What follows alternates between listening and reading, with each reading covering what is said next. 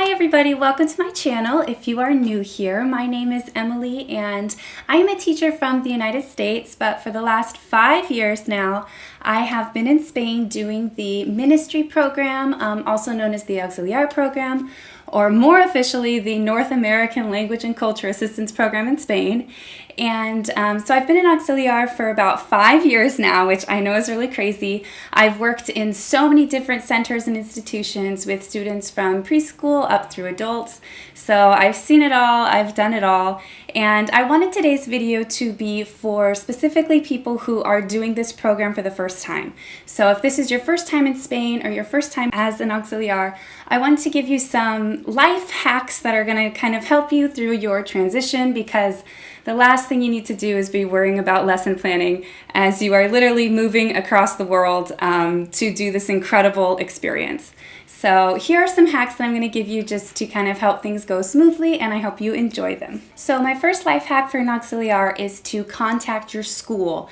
Your school coordinator and their email will be in your nombramiento, which is the official acceptance letter that the ministry has given you. So go contact your school, shoot them an email and say, hey, I'm excited to be here.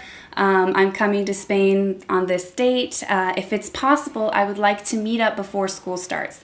So your official start date is October 1st, but if you can get into the school beforehand and kind of meet the teachers and the coordinator, it's going to be so much easier for you. It's a great way to get to know the commute and how long it's going to take you to get to school, so to make sure you're not late on your first day. And it's also a great way to kind of establish a good relationship with your coordinator and the other teachers, also the school secretary or building manager, who's the person who's going to be at the front desk. They're the ones who are going to help you with keys and copies and practical things like that. So it's just a great way to kind of jump in and get started with your school. So definitely do that if you haven't already. Okay, so my next life hack, and this is going to sound really crazy, but hear me out here, is to not lesson plan. So as a teacher, I feel like I've spent my entire life lesson planning, but as an auxiliar, your role is a little bit different. And one thing that I used to do as an auxiliar was sit down and create lesson plans for each lesson, for each class, throughout the week. So I'd have, 10 different classes and I'd have 10 different lessons, which is actually really inefficient, and you're going to be spending so much time just Googling all of these different resources, and you're going to waste a lot of time doing that. So instead of creating a specific plan for each class, what I do now is I have like a mental toolbox or backpack full of very easy, adaptable resources that work with every grade and every class. So, for example, if I'm doing 5th grade science and 4th grade science, I can do the same activity and I can just make it a little bit harder for 5th grade and a little bit easier for 4th grade, and I can plug in their units and their topics and their vocabulary as I go. So if you need any ideas for cool, easy, adaptable, no prep games, check out my other videos on this channel, because I have tons of videos of different games and really easy and adaptable activities that you can throw into all your different classes. So instead of coming up with one activity per class, what I usually do, or what I like to do, is have about 5 or 6 different activities that I know work with every single grade and every single topic, and they're really easy to just plug in the information and go. Don't spend hours and hours Googling all of these different activities. Just get yourself 5 or 6 games that you know you're good at and do those. Okay, so my third life hack is to learn the students' names. Now, before you say, wait, Emily, I'm gonna have 200 students, oh my God. Hear me out here. So I know that you have a lot of students. As auxiliars, sometimes we see 5 or even 10 classes a week. I've had years where I've had literally hundreds and hundreds of students in my classes. So it can be really difficult to learn their names, but it's actually really important, I think, as a teacher and as a foreigner coming into this school, because it shows that you respect them, you care about them, you are an authority figure, and it's a lot easier to control a class when you actually know their names and you can say, Camila, please sit down, rather than saying, you in the back, stop whatever you're doing.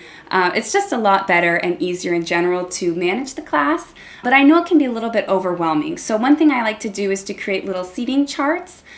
With my little names, I can have the head teacher help me create little seating charts for each class. And another thing you can do is have the students introduce themselves to you at the beginning of every class in like the first 5 minutes. So they can get up and say, hi, my name is Pablo. My favorite animal is an elephant. Or you can kind of do just a little speaking prompt. And this I've found has actually really given my students a lot of confidence, especially upper elementary students. They know the basics, but they don't really have a lot of time to practice in class. So if they can stand up in the first 5 minutes of class and say, "Hi, my name is Pablo, I'm 10 years old," that's actually a very powerful thing for them to do in their second language, and it's very useful for them to be able to do that. And it helps you learn their names. So it's kind of a perfect little activity to get to know their names. And my last point about names is that even if you can't learn all of the students' names, I would definitely recommend taking your worst class. We always have a class that's like really crazy, that never listens to anything.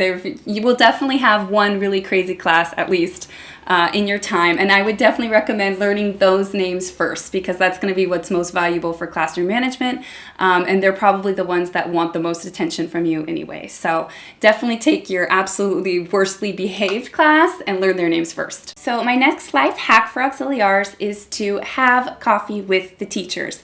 Now, I actually asked my teachers last year what's the one thing you would recommend for an auxiliar coming into a new school, and almost all of them said go and have coffee with the teachers. In Spain, people are very relational. They want to talk to you. They're very extroverted. And since you're not really a real teacher and you're not part of staff meetings and you're only there part-time, it's really important that you use the time that you are there to really build relationships with the teachers. And a great way to do that is to go and have coffee with them. A lot of teachers have coffee right before school or during their little break. They'll go to the bar and have a coffee. And so if they invite you, definitely go. And I know it can be awkward sometimes, maybe if your Spanish isn't that great or if their English isn't that great. But if they do invite you, just go and be there. It really makes a difference, and it really shows them professionally that you are happy to be at this school and you are open and available, and you have a good attitude and you want to connect with them. And that's kind of what this whole program is about anyway, is having a cultural exchange. So a great way to do that is to have coffee with the teachers, and it's coffee, so why would you say no in the first place? But no, definitely go and have coffee with the teachers, and especially if you have other auxiliars at your school, which will happen a lot. It's really important, I think, to not kind of just stay with your auxiliars.